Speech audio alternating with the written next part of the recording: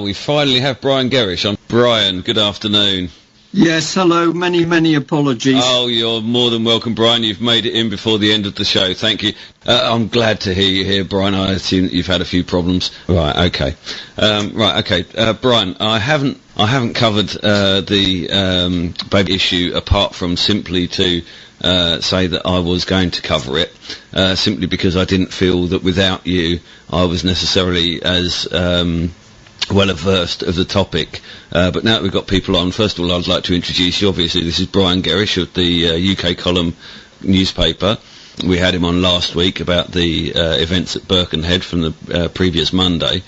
Brian, you're a researcher into the machinations of a group called Common Purpose. Maybe you'd like to start just with a little piece about Common Purpose and what you've found with them.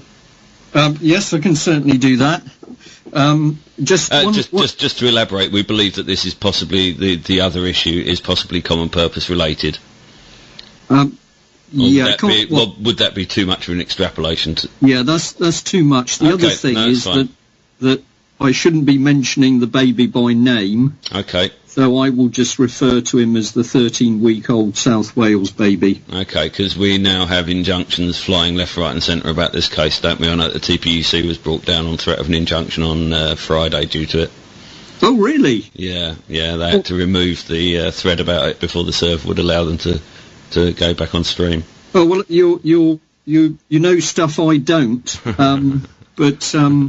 I have the connections, Brian. That's absolutely ideal, because I can explain why they're so panicky. Yeah, good. That's what I hoped. Okay, well, sorry, back to Common Purpose. Yeah. If I might explain, during the week on Friday, the server owner was contacted by somebody he wasn't prepared to give the name of, with a threat of injunction, which basically forced the admin of the TPUC to take down the TPUC forum, that a thread that... sorry, what was his name, Alona? The guy who started the 13-week-old baby thread? Okay, I'm back. Yeah, okay, Brian. Dave Scott Free's thread had to be removed, which I'd added some information that you'd given me during the week to. And that was the post that was causing the issues that the server owner was being troubled with. Anyway, sorry, Brian, back to Common Purpose. Yeah, sorry, are we live at the moment? Or? Yes, we are, sir. Oh, right, okay. Well, the key thing about Common Purpose is that you have a charity which is operating politically, and it is recruiting its new leaders of society across the whole spectrum. So it's operating with politicians, it's operating in the civil service, local authorities, particularly chief executives. It is in a lot of small quangos, and when you try and pin down what these people are doing, they're saying that they are all working to a common theme, which is to change society. Now, this is where it gets interesting, because if you try to pin down what they're actually changing society to, you don't get much detail. And if you start asking questions about how they are funding themselves, not only do people refuse to give you the information, even if you've done it formally through a Freedom of Information request, but local authorities in particular are informing Common Purpose that people are asking questions about them. Now, when they do this, the local authorities are breaching data protection, because they shouldn't be revealing any details about people making Freedom of Information requests. And this has been challenged by certain individuals with the Information Commissioner's Office, and indeed, where it concerns money, with the Audit Commission. But what you then find is that Common Purpose has its members in those organisations, and the questions or complaints get closed down. So we have a very devious charity which is absolutely political in everything it's doing, and the thing which was revealed by the UK column in the last few weeks is the fact that Common Purpose was using inside influence in order to win contracts, to reframe, to change the social and political beliefs of the top 200 civil servants.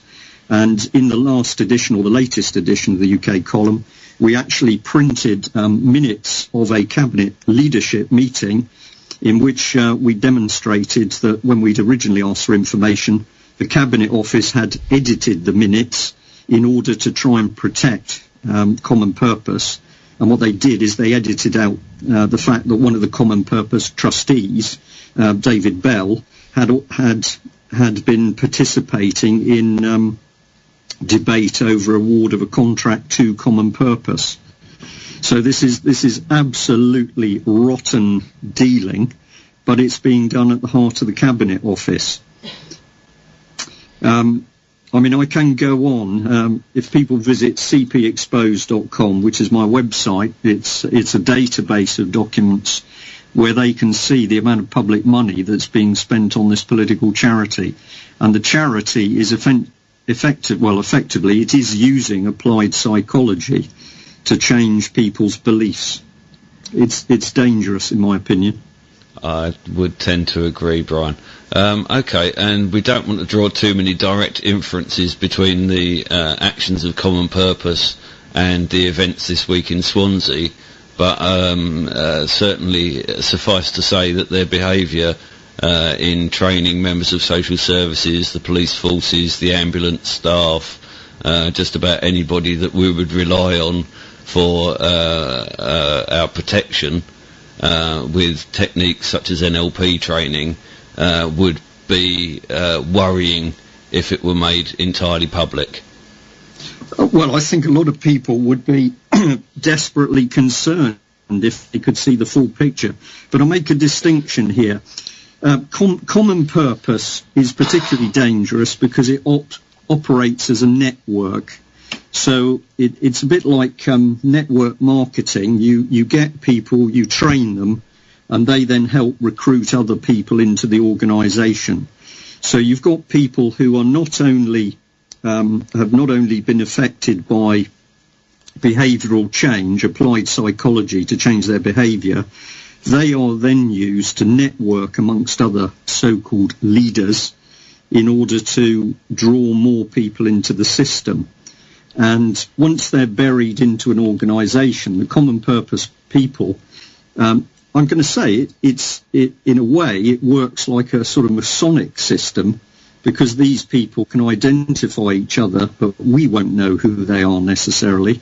And then they collaborate in order to get their political agenda through.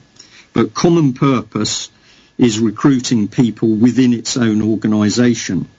On top of that, we are now seeing that behavioural change, applied psychology units, have been set up in every single public sector. So whether it's NHS or the police, or education, or the Department of Work and Pensions, or the Cabinet Office, or the MOD, the government has set up these units, and their task is to change the behaviour of the employees of those organisations by using a variety of applied psychology techniques. Well, our local authority openly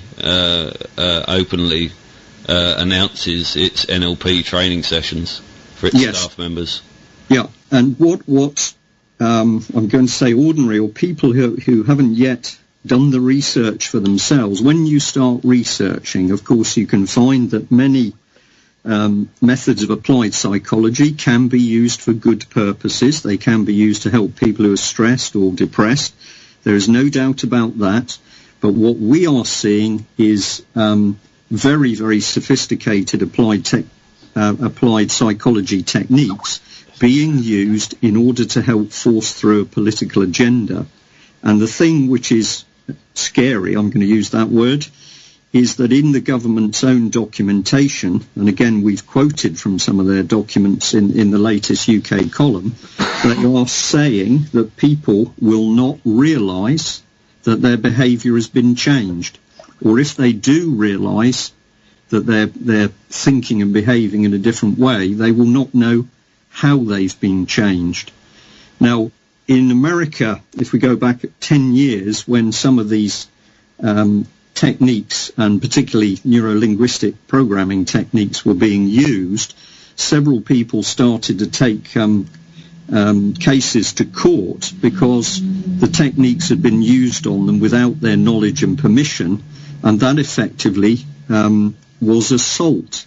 If you take it to an extreme, if you have somebody who is very powerful in their ability to manipulate somebody's mind, I'll give a crude example.